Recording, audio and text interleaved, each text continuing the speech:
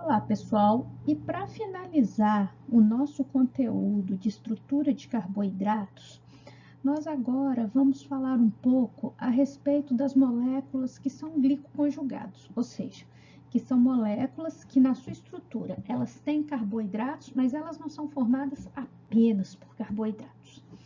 Antes de falar, eu vou começar explicando um pouco o que é um glicosaminoglicano.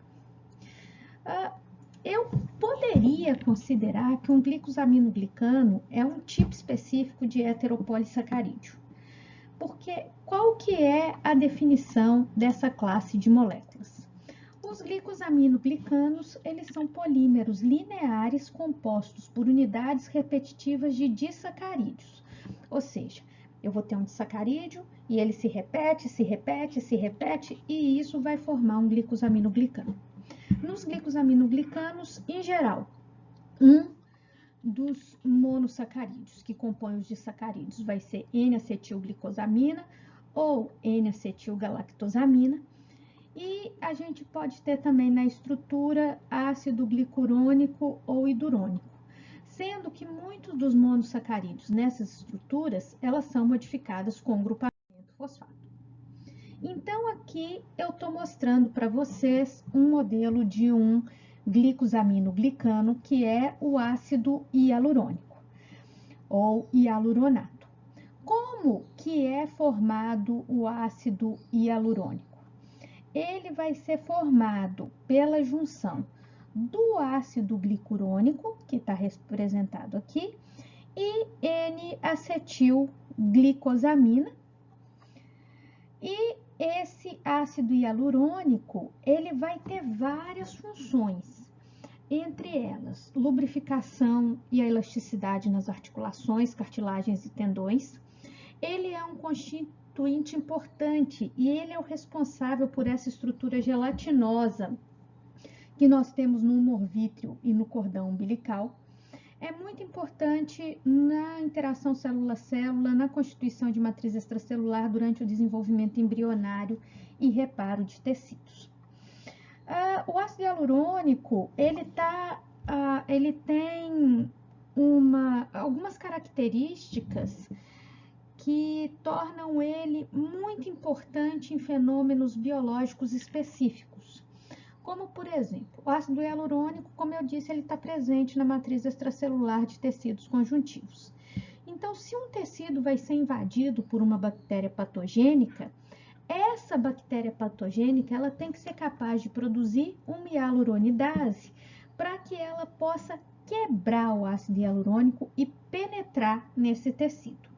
Uma outra característica importante é que no esperma a gente também tem que ter ácido hialuronidase para romper a capa de ácido hialurônico que recobre o ovócito, que é chamada zona pelúcida, tem muito ácido hialurônico. Dos glicosaminoglicanos, a respeito dos quais eu vou estar falando, o ácido hialurônico ele é o único que está presente livre, sem estar associado a proteínas. Ele é externado pelas células através de um complexo enzimático, enquanto que todos os outros glicosaminoglicanos serão exocitados, serão jogados para fora da célula por exocitose.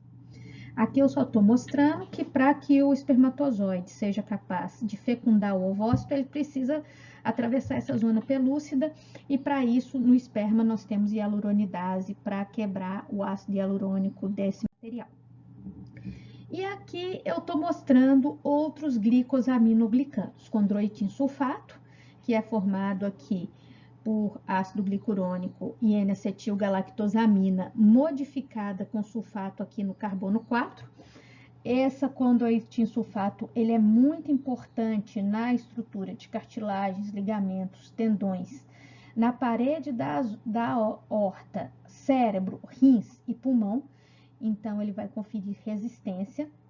Aqui eu estou mostrando o dermatan sulfato, que ele está associado à flexibilidade da pele, dos vasos sanguíneos e válvulas cardíacas, e a gente sabe que a deficiência na síntese de dermatan sulfato, ela está relacionada ao nanismo.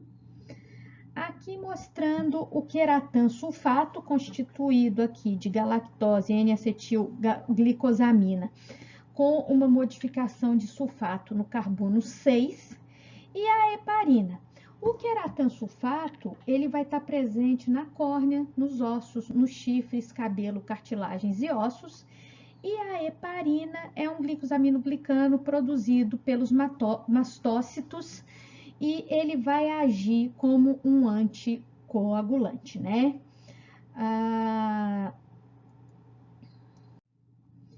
Os glicoconjugados, que eu falei para vocês, eles podem ser classificados em 3 tipos. Os proteoglicanos, que são aqueles que vão estar na superfície da célula, ou seja, ligado à membrana, voltado para o lado de fora da célula, ou na matriz extracelular. E como que é formado um proteoglicano? Ele vai ser formado por uma ou mais cadeias de glicosaminoglicanos, pode ser qualquer um dos que eu falei. Até outros, existem outros glicosaminoglicanos, mas não pode ser ácido hialurônico, porque esse é livre. E esses glicosaminoglicanos estarão ligados covalentemente a uma proteína, que pode ser ou uma proteína de membrana ou uma proteína secretada. As glicoproteínas, elas vão ter uma porção proteica, e a essa porção proteica nós teremos associados um ou mais oligosacarídeos de complexidade variável. Esses também, as glicoproteínas também, elas são proteínas que estão do lado de fora da célula, seja na membrana plasmática, na face externa, na matriz extracelular ou no sangue. E os glicolipídios, eles são lípides de membrana que vão ter como cabeça polar, como grupamento hidrofílico, oligosacarídeos. Tanto as glicoproteínas quanto os glicolipídios, eles são muito importantes no reconhecimento célula-célula, na interação célula-célula e na interação entre as células e a matriz extracelular. Então, aqui, falando mais um pouco, as glicoproteínas são proteínas que vão carregar unidades de carboidratos covalentemente associadas e vão apresentar uma diversidade de funções biológicas, como a proteção imunológica, os anticorpos são glicoproteínas, reconhecimento célula-célula, coagulação e interação entre patógenos e células hospedeiras. No caso das glicoproteínas, a gente tem que a maior parte da estrutura é proteína, e entre 1 a 30% vai ser composto de carboidrato. Nos proteoglicanos é o contrário, a gente tem uma parte muito grande de carboidrato e uma parte menor de proteínas. Nas glicoproteínas, os monossacarídeos mais comuns vão ser glicose, galactose, ácido siálico, N-acetilgalactosamina, N-acetilglicosamina, manose e fucose, que vão se organizar através de ligações glicosídicas, formando oligosacarídeos que interagem com a estrutura proteica. Aqui eu estou mostrando como que a proteína, a cadeia polipeptídica, vai se ligar aos oligosacarídeos para dar origem a uma glicoproteína. A cadeia polipeptídica, ela pode se ligar aos oligosacarídeos através de 2 tipos distintos de ligação.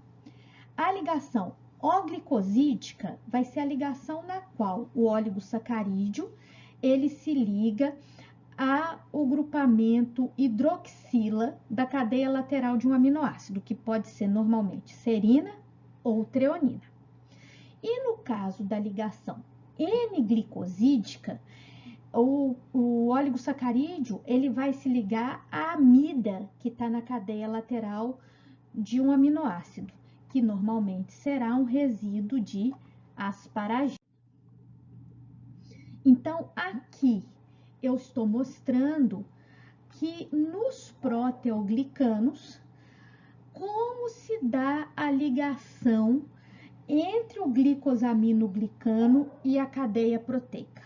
Essa ligação vai se dar através de um trissacarídeo que vai fazer uma ponte com a parte proteica do glicosaminoglicano. esse trissacarídeo, ele vai fazer uma ligação O-glicosídica aqui com a hidroxila de um resíduo de serina.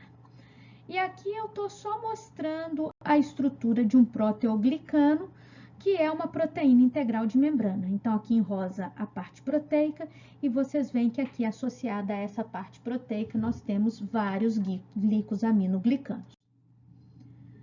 E aqui eu estou mostrando oligosacarídeos diferentes ligados a proteínas, seja por ligação glicosídica O-glicosídica, ou ligação glicosídica N-glicosídica. E, por fim, os glicolipídios, como eu disse para vocês, a gente vai falar mais a respeito disso quando estivermos falando a respeito da estrutura de lipídios. Eles são formados por lipídios, e esses lipídios, eles estão associados a oligosacarídeos. Então, esses oligosacarídeos, nesses lípides, que são lípides de membrana, eles agem como a parte polar do lipídio. Um exemplo interessante de glicolipídios são gangliosídeos que determinam o grupo sanguíneo ABO. Na verdade, o que determina o grupo sanguíneo ABO são lípides de membrana das células, entre elas dos eritrócitos, e a gente vai ter que esse grupo sanguíneo, ele vai ser determinado. A gente vai ter a parte lipídica, que a gente vai estar estudando adiante, e a gente vai ter a essa parte lipídica associada aqui um oligosacarídeo. E é essa parte que varia, a parte do oligosacarídeo que varia no grupo sanguíneo ABO. No grupo O, nós temos essa estrutura aqui. No grupo A, é essa mesma estrutura do grupo O, mas com uma N-acetilgalactosamina associada. E no grupo B, nós temos a mesma estrutura do grupo O, mas com uma galactose associada.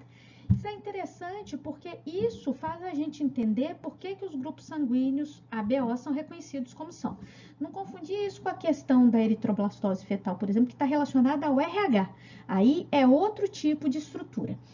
Nesse caso, a gente percebe que o grupo O, ele tem aqui como oligosacarídeo uma molécula que é igual à do grupo A e igual à do grupo B. Isso significa que o grupo O, se eu colocar sangue O em qualquer indivíduo, seja ele do grupo A, do B ou do O indivíduo não vai reconhecer isso como estranho, porque na verdade essa estrutura está presente em todos os grupos sanguíneos.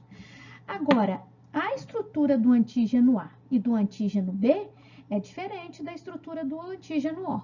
Então, se eu coloco o sangue do grupo sanguíneo A ou B no grupo O, o que vai acontecer é que esse indivíduo do grupo O, ele vai fazer uma resposta imunológica contra esses lípides de membrana. E isso, obviamente, vai causar um dano para esse indivíduo. O indivíduo que é do grupo AB, ele apresenta na superfície das suas células tanto o antígeno A quanto o antígeno B, o que torna esse indivíduo receptor universal. Então, pessoal, era isso que nós tínhamos para estudar a respeito de estrutura de carboidratos, e na nossa próxima aula a gente vai começar a falar a respeito de metabolismo, falando a respeito de via glicolítica. Muito obrigada pela atenção, até mais.